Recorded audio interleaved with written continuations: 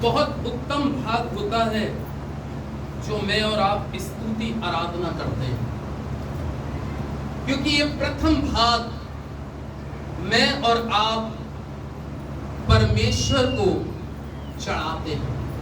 आमीन। ये प्रथम भाग जो मैं और आप प्रभु को चढ़ाते हैं, तो आप सोचिएगा जितना उत्तम भाग आप प्रभु को चढ़ाए, परमेश्वर को पसंद आता है। हालेलुया। परमेश्वर को मनुष्य की वो बातें जो दिल से होती है उस पर आशीष आती है। आज मैं आपके साथ जो वचन थोड़े समय के लिए देने जा रहा हूं, वो है कि अपने आत्मा को स्थिर रखो और लुभाने वाली बातों से अपने आप को बचा। आमीन। क्योंकि इस संसार के अंदर में, याद रखिएगा, बहुत बड़े बड़े खुदा के यानी कि परमेश्वर के भक्त भी ऐसे हुए जो अपनी आत्मा को स्थिर नहीं रख पाए और संसार की लुभाने वाली बातों में फंसकर उन्होंने अपने आत्मिकता को खो दिया। बहुत मुझे और आपको बाइबल में लिखा है, सांप की मानिंद चालाक और कबूतर की मानिंद भोले होने। वचन कहता है आत्माओं को परखो, क्योंकि आज जो मैं बता रहा हूं, बहुत से ऐसे परमेश्वर के दास हुए इस वचन के अनुसार जो कुछ समय तो प्रभु में स्थिर रहे, लेकिन जब उनके सामने कोई चीज आकर्षित करने वाली आके खड़ी हुई, तो वो उस लुभाने वाली बातों में या आकर्षित करने वाली बातों में आकर फंसकर उन्होंने अपनी आत्मिकता को खो दिया। इसलिए आज वचन हम देखते हैं, पहला कुरिन्थियों 2 अध्याय, पौलुस एक बहुत अच्छी बात कहता है। आज के वचन के द्वारा हम कुछ अच्छी बात पौलुस के द्वारा सीखने जा रहे हैं और कुरिन्थियों की कलीसिया को, कुरिन्थियों के लोगों को क्या वो इस वचन के द्वारा बताने का प्रयास कर रहा है। और मैं एक छोटा सा दास, जिसके पास में कोई ऐसी काबिलियत तो नहीं है, लेकिन वचन की थोड़ी सी काबिलियत है कि उसके द्वारा आपको आशीष कर सकूं। यहां पर पौलुस 4 पद के अंदर में कहता है, पहला कुरिन्थियों 2 अध्याय 4 पद में लिखा है, और मेरे वचन और मेरे प्रचार में ज्ञान की लुभाने वाली बातें नहीं। हालेलुया। और मेरे वचन और मेरे प्रचार में ज्ञान की लुभाने वाली बातें नहीं, परंतु आत्मा और सामर्थ का परमार्थ था।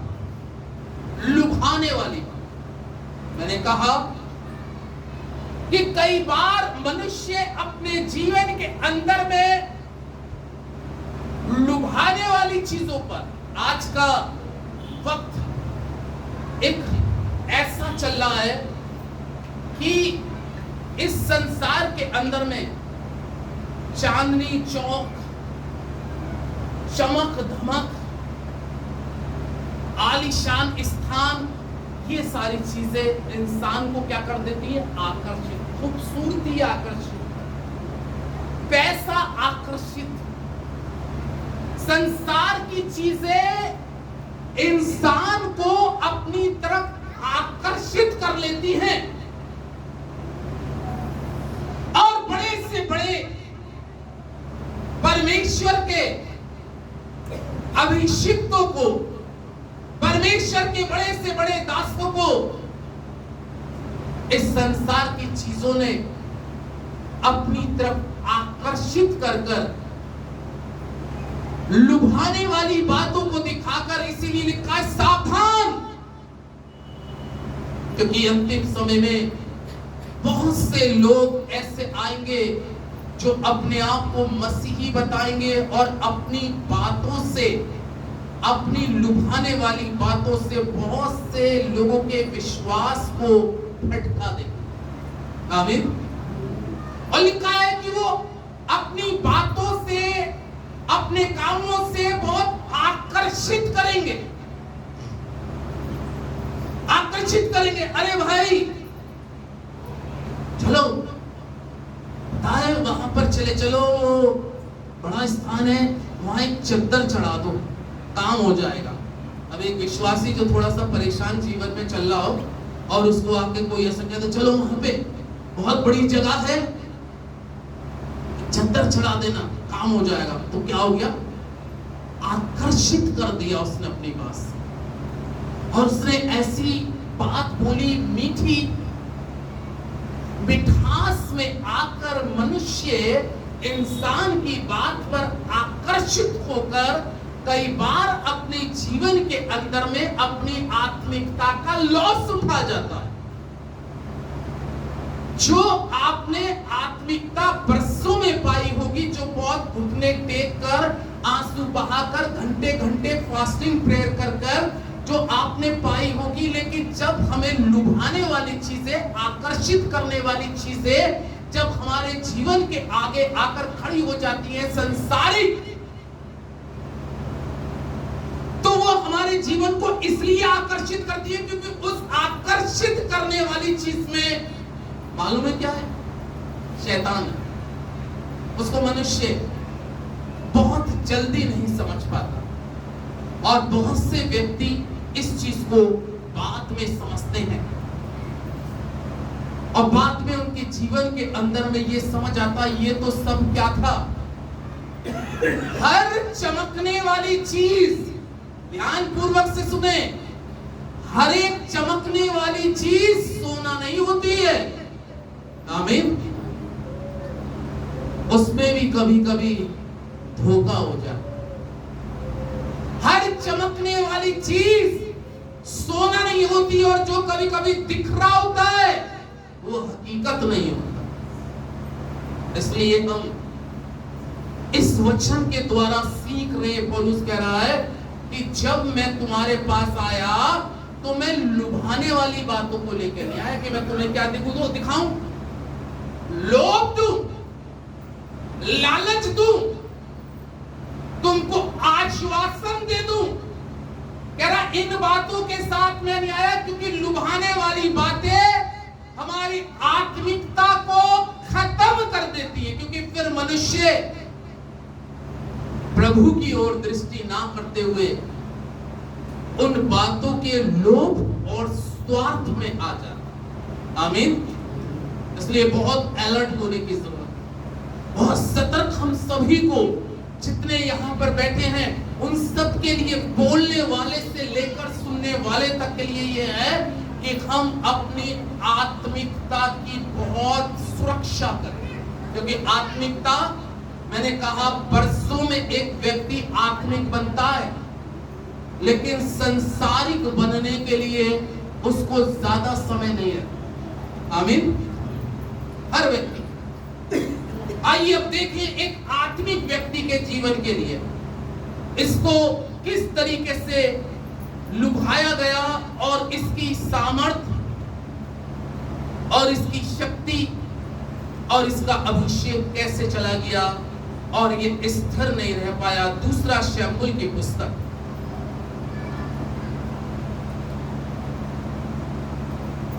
दूसरे शमूएल की पुस्तक 11 अध्याय 2 और 3 पद के अंदर में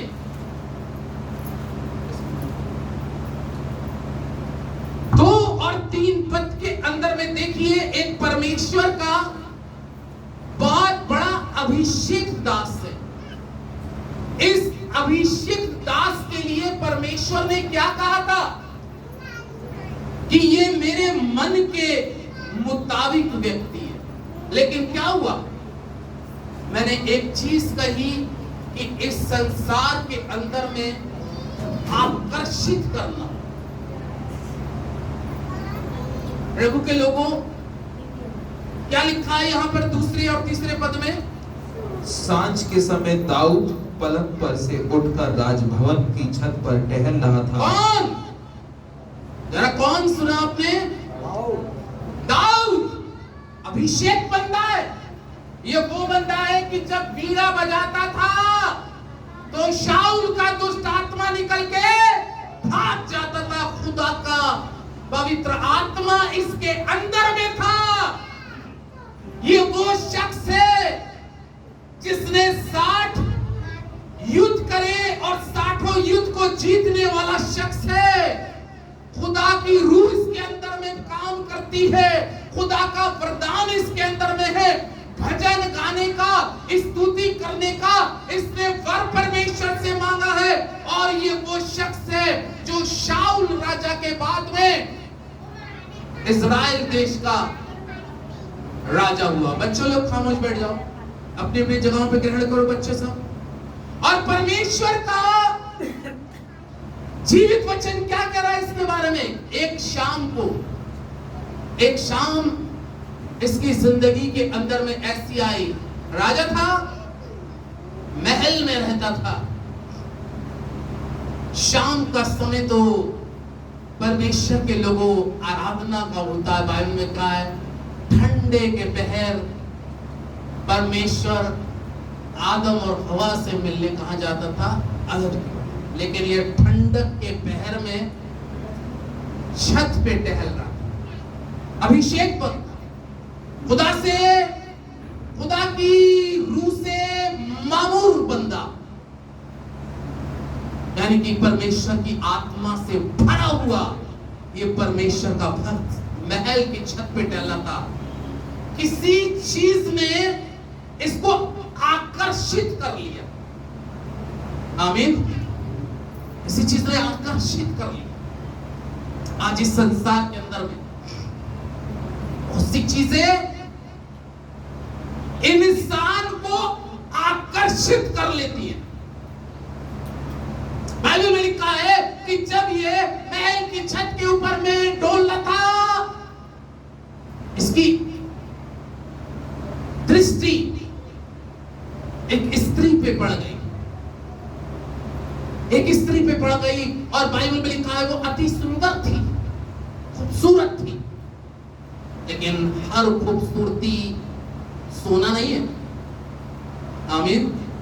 हर चमक धमक सोना नहीं है। आत्मा से भरा हुआ ये शख्स था। कलाम में लिखा है किसी चीज ने इसको अपनी तरफ आकर्षित कर लिया। आकर्षित करने का कारण यह था कि इसके अंदर में एक लालच आ गया। लालच मूर्ति पूजा के बराबर। पाप उसके अंदर में आ, एक अभिषेक बंदा था, आकर्षित हो गया। यानी कि ये अपने मन को, अपनी आत्मा को स्थिर नहीं कर पाया। आमीन। स्थिर रहना बहुत जरूरी। जो व्यक्ति स्थिर ना रहे, जो किसी के कहने पे वचन से अलग हट जाए। इंसान की जुबान के अंदर में इतनी ताकत नहीं है। कलाम कहता है जमीन आसमान टल जाएगा लेकिन मेरा वचन स्थिर है, वो सदा सर्वदा एक सा। कलाम में लिखा है जब ये आकर्षित हो गया, तो जब ये इसने किसी को नहाते हुए देखा, तो बाइबल में लिखा है इसके मन के अंदर में पाप समा गया। पाप की सजा मृत्यु है। मैंने कहा ये वो शख्स है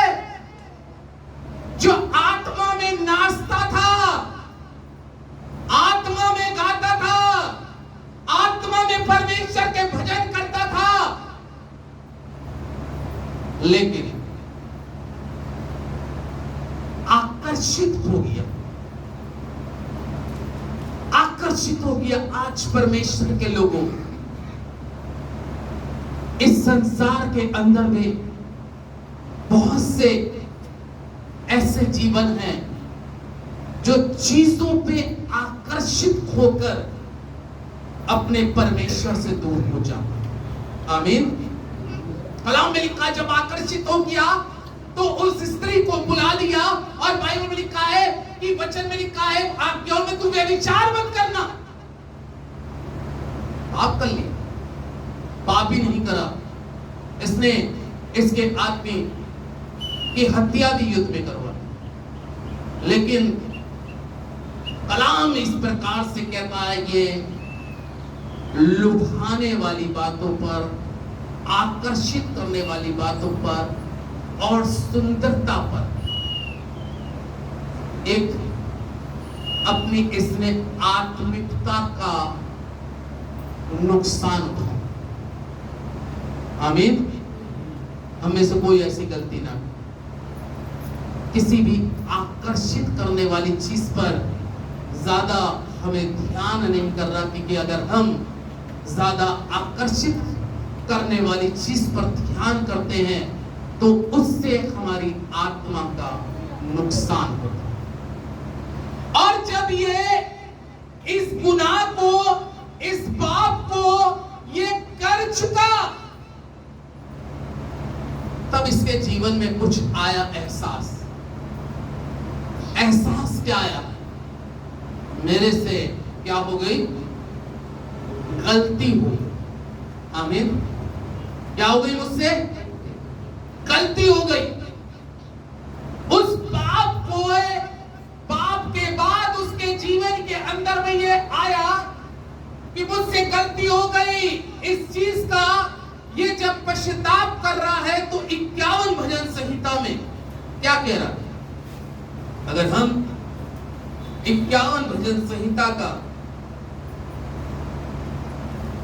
10वां पद पढ़ेंगे तो बहुत अच्छी बात दाऊद कहता है उस गलती का, कि जिस चीज पर ये आकर्षित हुआ और जिसके कारण परमेश्वर में ये स्थिर नहीं रहा। हम लोगों को स्थिर रहने की जरूरत है। आमीन। क्या रहने की जरूरत है? नीति वचन की पुस्तक में लिखा है कि अपने धार्मिक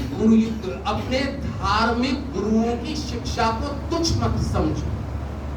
नीति वचन की पुस्तक है, वो जो बता रहे हैं उसको अपनी लाइफ के अंदर में स्वीकार करो, क्योंकि जिस धार्मिक गुरु ने आपको जन्म दिया है वो आपकी जितनी चिंता कर सकता है, एक गोद लिया हुआ बाप उसकी इतनी चिंता नहीं कर सकता। आमीन। मैं बरेली के अंदर में गया था, जिस घर में मुझे बुलाया था बहुत अच्छा आलीशान घर था, बहुत अच्छे बड़े लेवल पे बना हुआ था। पता है क्या था एक प्रॉब्लम? उनके कोई बच्चा नहीं था आदमियों में। स्कूल भी था, घर भी था, और वो चर्च के पास्टर भी थे, बच्चा नहीं था। मैं उनके दुआ करने गया, उन्होंने कहा, मैंने कहा आप बताइए किस चीज के लिए? बोलने लगे देख रहे हैं सब कुछ है लेकिन बच्चा नहीं। मैंने कहा ठीक है, मैं आपके लिए दुआ करूंगा, परमेश्वर बच्चा देगा। पता क्या हुआ? उन्होंने एक बच्चे को एडॉप्ट कर लिया, गोद ले लिया। लड़का क्या ले लिया? जब गोद ले लिया, बड़ा प्यार उसके प्रति रहा। अब क्योंकि मैं उसकी पत्नी के लिए दुआ करके आया था, मैं तो दुआ में ये शब्द निकले थे, तेरी कोख से बहन बच्चा होगा। मैं तो ये दुआ करके आया था कि तेरी कोख से बच्चा होगा, परमेश्वर आपको बहन एक बेटा देगा। मैं तो ये दुआ दे के आया था, और कुछ समय के बाद में उन्होंने बताया, मैंने एक पास्टर साहब आप दुआ करके आए और मैंने एक बच्चे को गोद ले लिया। मैंने कहा यार ये तो इसका बच्चा है नहीं, ये तो इसका बच्चा है नहीं, ये तो गोद ले लिया इसने। बच्चा थोड़ा बड़ा हुआ, 2-3 साल का हुआ तो पता चला 2-3 साल के बाद में वो स्त्री बाद में प्रेग्नेंट और उसके बेटा हो गया। आमीन। अब पता है क्या एक प्रॉब्लम खड़ी हो गई, वहां पे एक समस्या खड़ी हो गई। उसका हस्बैंड कहने लगा कि जब से मेरी वाइफ के बेटा पैदा हुआ है ये, तो अब ये जो गोद लिया हुआ बच्चा था उस पर ध्यान नहीं कर, क्योंकि ये कोख से जन्मा। आमीन। वो कोख से जन्मा था। और पता है क्या हुआ कि कुछ समय वो माँ उस बच्चे की तरफ इतना उसने नजरअंदाज करना शुरू कर दिया कि वो 7 साल में उसकी स्थिति ऐसी हो गई, बच्चा भी मर। क्योंकि वो माँ, वो पिता उसी बच्चे को जो उसके कोख से जन्मा है उसकी हर दुख तकलीफ को समझ सकता है। दाऊद के जीवन के अंदर में जब ये गुनाह, ये पाप आ गया,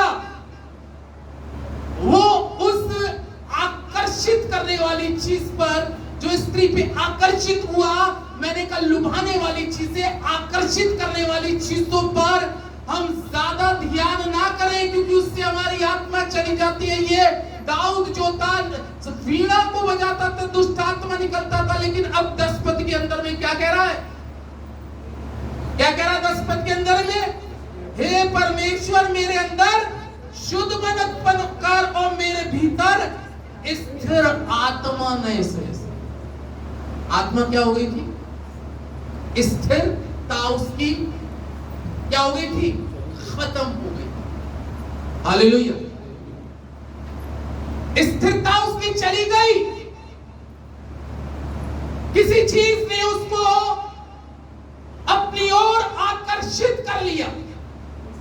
आकर्षित करने वाली चीजों से मुझे और आपको बहुत आत्मिक रीति से अलर्ट रहने की जरूरत है, क्योंकि आकर्षित करने वाली चीजें आपके जीवन के अंदर में आकर आपकी आत्मिकता को, मालूम है दाऊद की आत्मिकता चली गई। परमेश्वर का कलाम कहता है कि दाऊद के अंदर में से परमेश्वर का आत्मा जब चला गया, बड़ा विचलित हो रहा था, बड़ा परेशान हो रहा था। अरे दुआ करता था लेकिन उसको एहसास नहीं होता था कि मैंने दुआ करी नहीं करी। कोई उसको प्रार्थना भजन करने के अंदर में, वर्शिप करने के अंदर में मजा नहीं आ रहा था। क्यों मजा नहीं आ रहा था? क्योंकि आकर्षित करने वाली चीज ने, लुभाने वाली चीज ने उसकी आत्मिकता को खो दिया, खत्म हो गई। रो रहा, पश्चाताप कर रहा, कह रहा मेरे अंदर खुदा शुद्ध मन दे दे। इसका मतलब क्या है? जब वो ऐसी दुआ कर रहा है मुझे शुद्ध मन दे दे, तो इसका मतलब है कि उसने जो अपने जीवन में गलती की है, लुभाने वाली और आकर्षित करने वाली चीज पर जो मन लगाकर उसने अपनी आत्मिकता को खो दी, कह रहा है मुझे शुद्ध मन दे। और मेरे भीतर कौन सी आत्मा? स्थिर आत्मा। आपकी स्थिरता को शैतान, आपकी मजबूतियत को शैतान खत्म करने का प्रयास करता है। दाऊद से कह रहा होगा शैतान, अब तू कितनी आराधना कर, क्योंकि अब तू कितनी भी आराधना करेगा, तेरी आराधना से खुदा खुश नहीं। या तो अपने जीवन में बदलाव ले आ, और या तेरी जिंदगी के अंदर में तुझसे परमेश्वर प्रसन्न है। तब वो दाऊद इस तरीके से प्रार्थना कर रहा है, हे परमेश्वर, हे मेरे परमेश्वर, मेरे अंदर स्थिर आत्मा दे। कैसी आत्मा? सब बताएं कैसी आत्मा? या कोई आके कहे चलो वहां पे, चलो वहां पे परमेश्वर ज्यादा बड़ा है, यहाँ का परमेश्वर ज्यादा छोटा है। यहाँ का परमेश्वर क्या ज्यादा छोटा है? नहीं, परमेश्वर तो परमेश्वर ही है।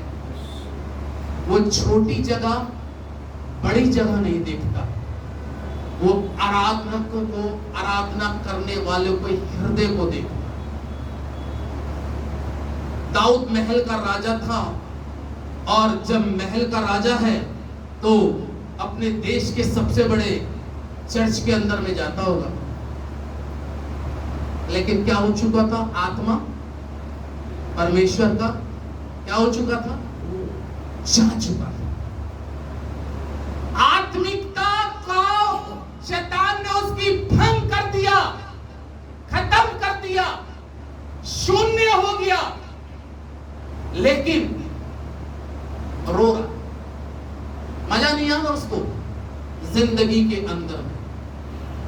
परमेश्वर से दुआ भी कर रहा है, प्रार्थना भी कर रहा है, लेकिन उसकी खुदा अब सुन नहीं रहा। पहले तो जब खुदा के आगे आराधना करता था, खुदा खुश होता था। इसलिए आकर्षित करने वाली चीजों से मुझे और आपको बहुत अलर्ट रहने की जरूरत है। उत्पत्ति की पुस्तक को और देखें,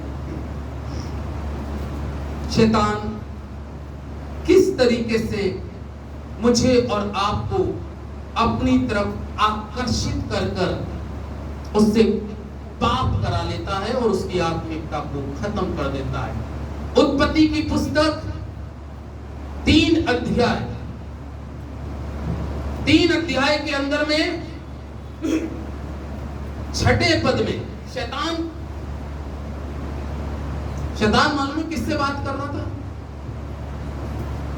स्त्री से बात कर रहा था। उस स्त्री का नाम क्या था? सारा से बात कर रहा था। वाटिका तो बड़ी खूबसूरत है, पेड़ भी बड़े खूबसूरत हैं और फल भी बड़े खूबसूरत हैं, लेकिन एक फल ऐसा था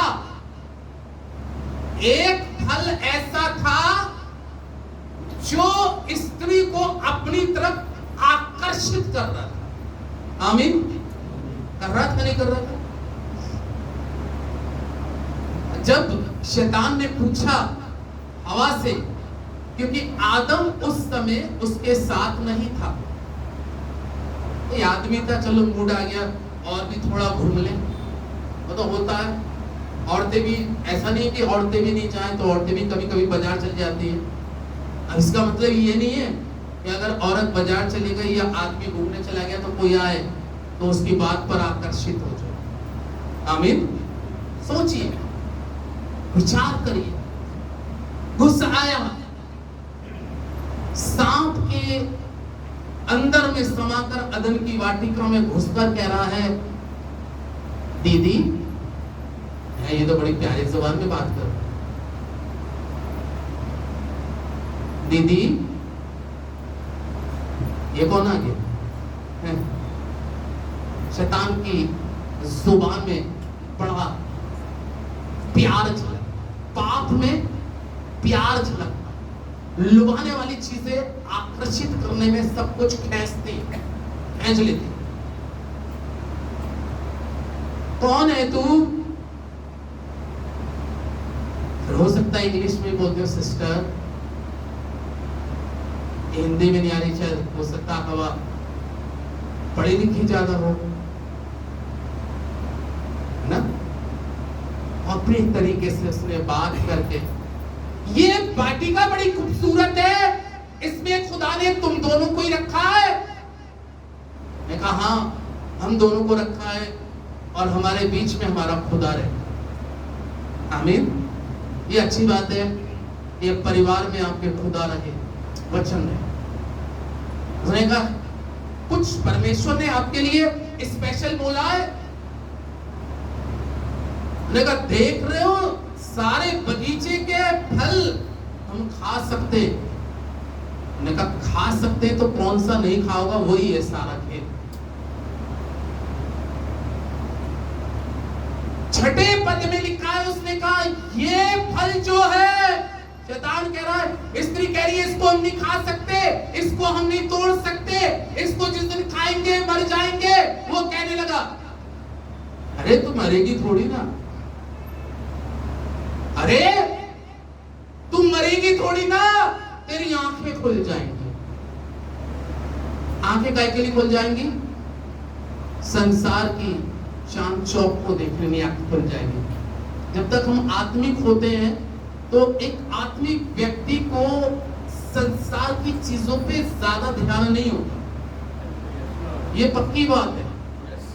अगर वो जैसा भी चले, पैदल चले तो भी उसको फर्क नहीं पड़ रहा, साइकिल पे चले तो भी फर्क नहीं चल रहा, वो प्रभु की मर्जी है कि कार में बैठा दे या गाड़ी पे बैठा दे, लेकिन उस पर फर्क नहीं चल पड़ता, क्योंकि यीशु मसीह के जितने शिष्य थे पैदल भी चलते थे। इस पे काम मोटरसाइकिल थी, कार थी, कुछ नहीं था, यीशु मसीह भी पैदल चलते थे, क्योंकि उनकी इच्छा यही थी कि मैं स्थिर रहकर कोई चीज में अपने ईमान विश्वास को कमजोर न करूं। लिखा ये भी लुभाने वाली बात थी। उसने कहा नहीं, छठे पद को देख लीजिए, कलाम क्या लिखा है? जब स्त्री ने देखा, देखिए अभी भी वो कितने साल से रह रही होगी वहां पे, तो क्या तब नहीं देख रही थी? जब शैतान ने कहा अब देख, तो उसके देखने पे ज्यादा देख रही थी।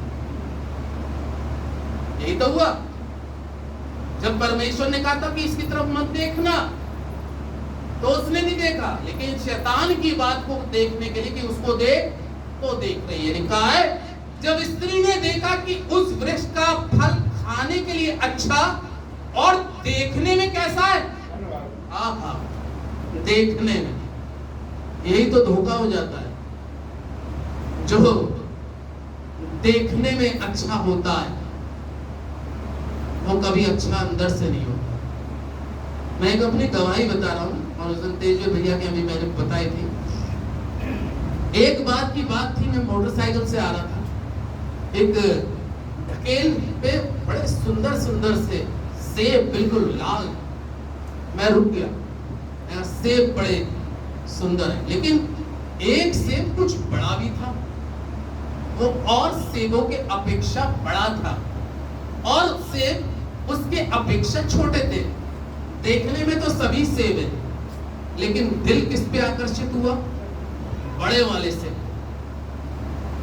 मैंने कहा भैया ये वाले, पहले मैंने चॉइस वही करी, क्योंकि बहुत सी चीजें आकर्षित करती हैं।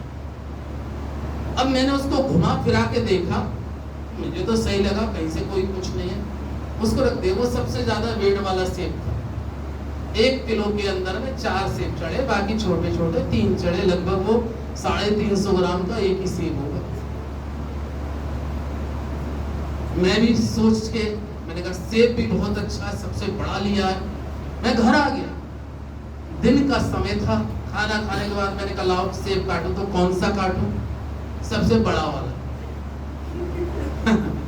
अब जब पता क्या हुआ, जब सबसे बड़ा वाला सेब मैंने निकाला, उसको धोया और बैठ गया, और जैसे ही मैंने उसको छुरी से काटा तो वो तो अंदर से पता चला काले काले धब्बे से, और बड़ा गला गला सा।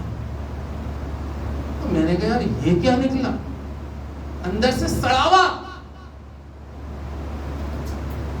अरे मेरे घर में जो डॉगी है, हम लोग उसको जो सेब खाएंगे तो सेब देंगे, केला खाते हैं तो केला देते हैं, यहाँ तक कि हम आइसक्रीम के डिब्बे आते हैं तो एक डिब्बा उसके लिए भी आता है। मैंने कहा ये सेब तो ये डॉगी के लायक भी नहीं तो ये इसकी तबीयत खराब हो जाएगी।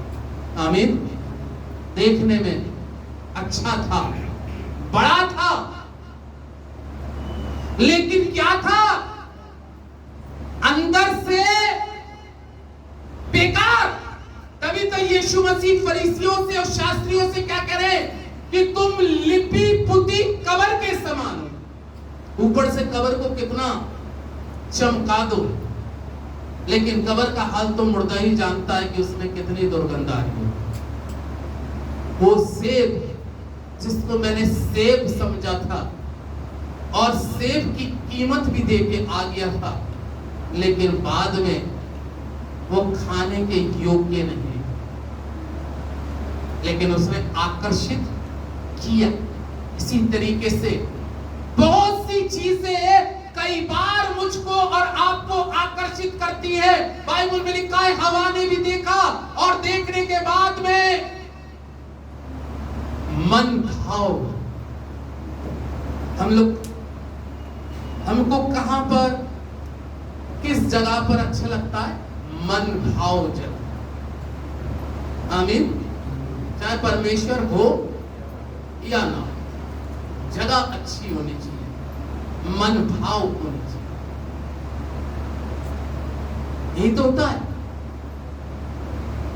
लेकिन वो मन भाव चीज के अंदर में मैंने अपना एक सेब का उदाहरण दिया कि अंदर से वो कैसा निकला, और जब ये भी मन भाव चीज पर आकर्षित हो गई तो बाइबल में लिखा है कि इसकी आत्मिकता चली गई, और बाइबल में लिखा है खुद तो खाया। आदम आया, तू क्या कर रही है, तू भी खा। और बाइबल में लिखा है जैसे खाए तो क्या हो गए, वस्त्रहीन। यानी कि जब हमारे जीवन में जो चीजें आकर्षित हमको अपनी तरफ करती हैं तो हमारी आत्मिकता का लिबास उतर जाता है और हम वस्त्रहीन हो जाते हैं। हालेलुया। वो वस्त्रहीन हो गए, वहां से मृत्यु आ गई, क्योंकि आकर्षित करने वाली चीज ने, कलाम में लिखा है, हवा को अपनी तरफ आकर्षित कर लिया, आदम को आकर्षित कर लिया। उसके शब्दों में, औरत के शब्दों में आदम भी आकर, पता है ये जो भाई आए थे ये बहुत अच्छा बता रहे थे, जो कह रहे थे ये खाओगे तो आंखें खुल जाएंगी। हो गई आकर्षित प्रभु के लोग। कई बार हम वचन को जानने के बाद में भी वचन से अज्ञानी हो जाते हैं। इस कारण बाइबल लिखा है, मेरी प्रजा के पास में आत्मिक ज्ञान न होने के कारण मेरी प्रजा भटक रही। क्या हो रही है, भटक रही, आत्मिक ज्ञान न होने के कारण। इस्राएल के लोग भी भटके, इस्राएली भी भटके, लेकिन यहां पर बाइबल में लिखा है कि जब वो पाप उनके जीवन में आ गया तो वो आत्मिकता उनकी चली गई, वस्त्रहीन हो गए। इसलिए आपको अपने अभिषेक का बहुत ध्यान करने की जरूरत है। आपको अपनी सामर्थ को पाए हुए का बहुत ध्यान करने की जरूरत है। जो आपने बरसों में पाया है, खोने में आपको, आदम और हवा को खोने में ज्यादा समय नहीं लगा, ज्यादा समय नहीं लगा था। आज कर लो जाके कोई गलत काम, 25 साल के किए हुए पे पानी भर जाएगा, भर गया नहीं फिर। आदम और हवा की जिंदगी वहां पर बढ़िया चल रही थी, लेकिन बहकावा, इसको कहता है बहकावे में आकर्षित करने वाली चीजों से, जो अपनी तरफ इंप्रेस करती है, उन चीजों से हमें बचना। इसलिए पौलुस कह रहा है, मैं लुभाने वाली बातों पर ध्यान नहीं करता, मैं तो खुदा की सामर्थ पर ध्यान करता हूं, मैं खुदा के वचन पे ध्यान करता हूं, मैं अपनी बातें अपने खुदा से कहने वाला परमेश्वर के साथ में अपने रिश्ते को जोड़ने वाला परमेश्वर। लेकिन अफसोस हमें अपनी जिंदगियों पे है कि जो हम आकर्षित करने वाली चीजों पर बहुत जल्दी फ्लैट हो जाए, बहुत जल्दी फिसल जाए। अभी नुमाइश ग्राउंड के अंदर में सबों को सोने के बिस्किट मिलने वाले हैं। ये अनाउंस हो जाए तो सब भाग जाएंगे, लेकिन पता चला वहां देखा तो यहाँ तो कुछ भी नहीं है। आमीन। आकर्षित, बहुत सी आकर्षित करने वाली चीजों से बचना है। आज का आखिरी पद यिर्मयाह 31, लास्ट पद में चलेंगे हम लोग। दाऊद तो अपनी जिंदगी के अंदर में जब अपनी आत्मिकता को खो चुका, अपनी स्थिरता में स्थिर नहीं रह पाया, तो वो पछता। आमीन। क्या लिखा है 31 अध्याय के अंदर में और उसके 19वें पद के अंदर में वचन बहुत गहरी बात कहता है। 31 यिर्मयाह 31 अध्याय का 19वां पद में लिखा है, भटक जाने के बाद में मैं पछताया। आमीन। क्या हो जाने के बाद? वो तो आशीषित व्यक्ति है, क्योंकि पछताने के बाद में तुम्हारा रिलेशन फिर से प्रभु से हो सकता है। आमीन। लेकिन भटक जाने के बाद में भी हम जाने कि हम भटके हुए और हमारे जीवन में पश्चाताप नहीं है, तो हम अपनी आत्मा को स्थिर नहीं रख पाए और हम लुभाने वाली चीज पर ज्यादा आकर्षित हो चुके। इसलिए यिर्मयाह भविष्यवक्ता इस्राएलियों के लिए बता रहा है कि जब इस्राएली लोग भटक गए, परमेश्वर की उपस्थिति से भटक गए, जब उनके जीवन में भटकावा आया, लेकिन उनके जीवन में रियलाइज किया। आमीन। कलाम में कितनी अच्छी बात कह रहा है यहाँ पर 31 अध्याय के 19वें पद में, भटक जाने के बाद में मैं पछताया और सिखाए जाने के बाद मैंने छाती पीटी। क्या पीटी? सिखाए जाने के क्या वचन क्या किया जा रहा है? सिखाया ही तो जा रहा है। छाती पीटी। कोई पीटेगा छाती? कोई नहीं पीटेगा छाती। ये वचन बहुत, इसको दो धारी तलवार बोलते हैं। दो धारी तलवार। ऐसा नहीं है कि बोलने वाले को तेरे को छूट है और सुनने वालों पे सारा तलवार चलेगी। जितना ये सुनने वालों के लिए है, बल्कि बाइबल में लिखा है उससे अधिक समझाने वाले के लिए। आमीन। वो कह रहा है मैं भटक जाने के बाद में पछताया। दाऊद भटक जाने के बाद में पछताया। हवा आदम भटक जाने के बाद में पछताए। क्या मैं और आप अपने जीवन के अंदर में अगर हम किसी भी प्रकार से भटक रहे हैं, तो कलाम में कह रहा है मैं छाती पीट रहा हूं। इस्राएल कह रहा है छाती पीट रहा हूं, क्योंकि मैं ये जानता था कि मैं मिस्र के अंदर में गुलामी में था और गुलामी में से मूसा निकाल के लाया था। पाप में से मूसा निकाल के लाया था, हारून निकाल के लाया था, और मैं परमेश्वर के साथ चलते चलते मैं भटक गया। पछता रहा है, उसकी पछताए में क्या आ रही है? छाती पीट। बहुत जबरदस्त इसका इस्राएल का परमेश्वर के सामने अंगीकार हो रहा है कि मुझसे गलती हुई। आमीन। पछताए। आज प्रभु के लोगों, यदि हमारे जीवन की आत्मिकता किसी भी कारणवश कमजोर हो रही है, तो हमारे लिए अवसर है उसका हमें पछतावा करना। और उसमें लिखा भी है कि मैंने सिखाने वाले की बात से क्या लिखा है? भटक जाने के बाद में पछताया और सिखाए जाने के बाद मैंने छाती पीटी और पुराने पापों को स्मरण करके मैं क्या हुआ? लज्जित हुआ और मेरा मुंह क्या हो गया? पाप आकर्षित करने वाली चीजें हमारा मुंह क्या कर देती हैं? अब ऐसा नहीं है कि मैं काला हूं तो मेरा मुंह काला हो गया, या आप में से कोई ज्यादा काला हो। ये काला इसको नहीं बोलते। आत्मिकता की कलंक हमारे जीवन में तब उत्पन्न हो जाता है जब मनुष्य लुभाने वाली, आकर्षित करने वाली। अंकल की दुकान पे बड़ा अच्छा पर्चा लिखा है, मैं जब भी जाता हूँ दुआ करने तो पढ़ता हूँ, फैशन के दौर में माल की गारंटी नहीं। सर भाई यही तो लिखा है, ऐसे ही तो लिखा है शायद।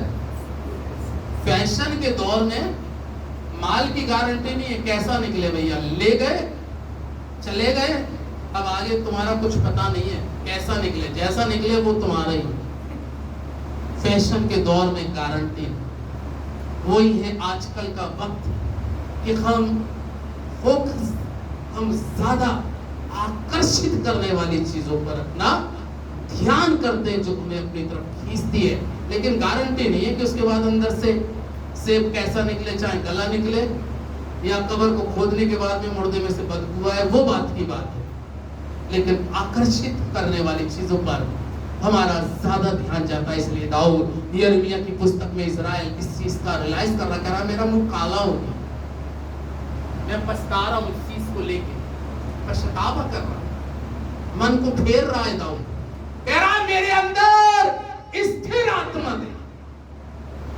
आप भी दुआ करिए, गलती तो सभी से होती है, ऐसा थोड़ी ना कि कोई यहां दूध का धुला बैठा है कोई ऐसा? कोई ऐसा नहीं होगा जिसने पाप ना किया हो। किसी ने थोड़ा किया होगा, किसी ने ज्यादा किया हो। चोरी हीरे की हो या खीरे की, बात तो वही है, सजा तो हक का उतना ही है इंसान का। इसलिए उस चीज का हमें इज़राइल यहाँ पे सुनने के बाद में पछतावा, क्योंकि उसकी आत्मिकता जा रही है। अगर हमारी आत्मिकता जा रही है तो हमें सोचने की जरूरत है, हमारी आत्मिकता क्यों जा रही है, किस कारणवश जा रही है, हम अंदर से क्यों खोखले हो रहे हैं, क्यों हमारी वर्शिप आराधना के अंदर में हमें स्वयं मजा नहीं आ रहा। दाऊद पहले वीणा बजा रहा था, दुष्ट आत्मा निकल रही है, अब पूरा ड्रम भी पीट दे तो कुछ ना हो, सब कुछ बता दे। बात यह है कि जब हमारे पास में आत्मिकता नहीं रहेगी, और वचन में लिखा है कि वो आत्मा से आराधन करने वालों से प्रसन्न होता है। पहले दाऊद आत्मिक था, फिर बाद में संसारिक हो गया, लेकिन फिर वो आत्मिक बन गया। आमीन। ऐसा नहीं है कि वो वैसी का वैसी रह गया, वो फिर आत्मिक करिए, मैं सुधारूंगा अपने आप को, फिर मुझे वैसे ही बनना है, मुझे फिर वही दाऊद बनना है, फिर मैं अपने खुदा के लिए गाऊंगा, खुदा के लिए बजाऊंगा, वो मेरा खोया हुआ अभिषेक मैं वापस लेके मानूंगा। कह रहा है खुदा अपनी आत्मा को मुझसे जुदा मत कर, मुझे अपनी शरण में आने का अवसर दे, मेरी आत्मा को अंदर से स्थिर कर, और लुभाने वाली और आकर्षित करने वाली चीजों से मुझे बचा के रख, तो मैं तेरा गुणगान करूंगा। अगर आप आकर्षित करने वाली चीजों से बच रहे, कलाम में लिखा है नामान कोढ़ी आकर एलीशा के दरवाजे पे खड़ा हो गया, और एलीशा ने अंदर से कह दिया नामान जाके यरदन में 7 बार डुबकी मार ले तो तेरा कोढ़ चंगा हो जाएगा। चंगा हो गया, कहने लगा, एलीशा के पास लौट कर आया और आकर कहने लगा मैं तेरे लिए बहुत कुछ लेके आया हूं, सोना है, चांदी है, रुपये है, पैसा है, कपड़े हैं, ले ले। उसने कहा तेरा सब कुछ तेरे साथ, ऐसे ही चला जाए। लेकिन एक व्यक्ति आकर्षित हो गया नहीं हो गया? गेहजी ने देखा मेरे स्वामी ने तो छोड़ दिया इसको, तेरा लाया था इतना माल और ये तो सारा माल वापस ले जा रहा है। वो आकर्षित हो गया, दौड़ता चला जा रहा है, इतना आकर्षित हो गया कि पैर नहीं रुक रहे, भाग रहा है। कौन सी चीज के लिए भाग रहा था? संसारिक चीजों। भागता भागता गया, नामान अपने रथ पे से मुड़ के देखता है, कोई भागता चला रहा, रुक गया। उसने कहा क्या बात है? उसने कहा अभी अभी एलीशा के पास में 2 लोग आ गए हैं, कुछ जोड़े कपड़े दे दे, कुछ सोना चांदी दे दे, एलीशा ने मंगाया है। ये तो बोला, आकर्षित कर लिया, आकर्षित कर लिया। आया लौट के, उसने कहा खुशी के साथ ले जा। बाइबल कहती है जब वो आया लौट के, वो माल जल्दी से जाके छुपा के घर में आ गया। यार एलीशा को तो कुछ मालूम ही नहीं होगा, हैं? एलीशा को तो कुछ। एलीशा ने एक प्रश्न पूछा, तू कहां गया था? तू कहां गया था? मैं तो यहीं खड़ा था। तू कहां गया था? मैं तो यहीं खड़ा था। उसने कहा जब नामान अपने रथ पे से मुड़ के तुझे देख रहा था, तब परमेश्वर का आत्मा वहीं था, और वही परमेश्वर का आत्मा मुझे कोठरी में मेरे साथ था, और वही मेरी आंखों को खोल के सब कुछ दिखा रहा था। तू तो आकर्षित नहीं हुआ, लेकिन गेहजी क्या हो चुका है? आकर्षित। चुप हो गया। पता है क्या हो गया उसके जीवन में? उसने कहा नामान का कोड़, किसका? नामान का कोड़ तुझ पे और तेरे वंश पे जिंदगी भर के लिए लग गया। लिखा उसी समय कोड़ी हो गया था आकर्षित। क्या लग गया? लेकिन कोड़, पाप उसके जीवन में। कोड़ दो चीजों को दर्शाता है। कोड़ पाप को दर्शाता है, और उस समय की व्यवस्था थी कि कोड़ी लोग समाज में रह नहीं सकते थे। पाप आकर्षित करने वाली चीज कभी कभी धोखा है।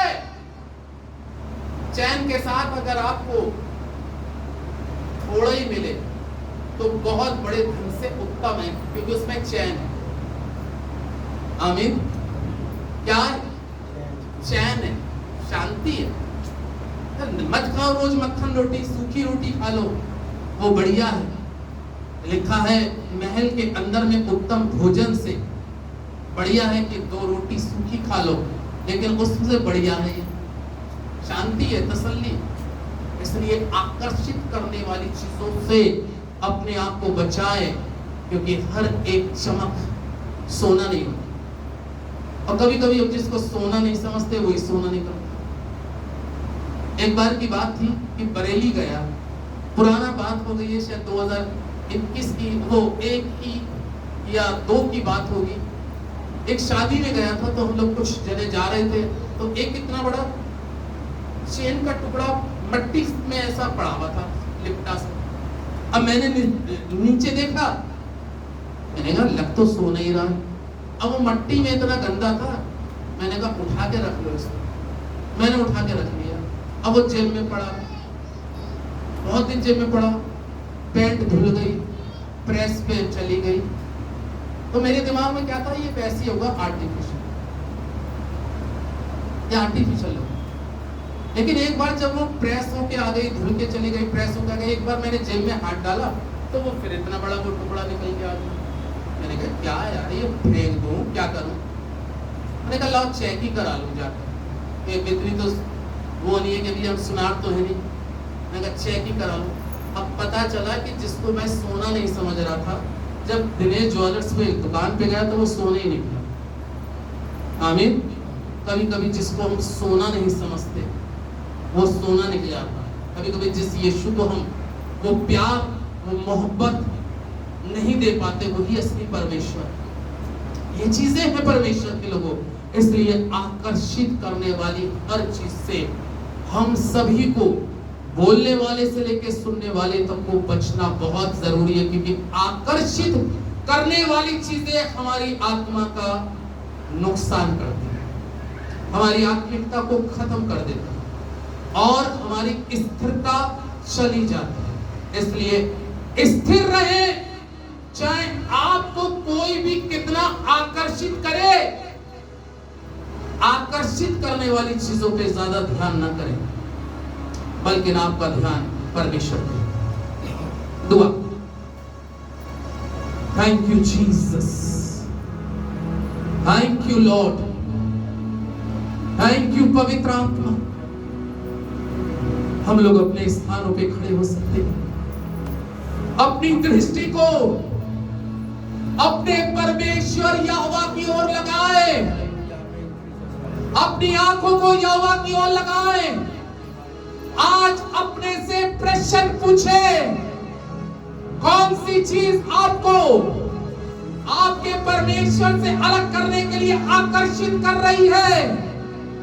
हवा को फल ने आकर्षित कर दिया, और दाऊद को स्त्री ने आकर्षित कर दिया, गेहजी को दौलत ने आकर्षित कर दिया, और इस्राएल को बछड़े ने आकर्षित कर दिया।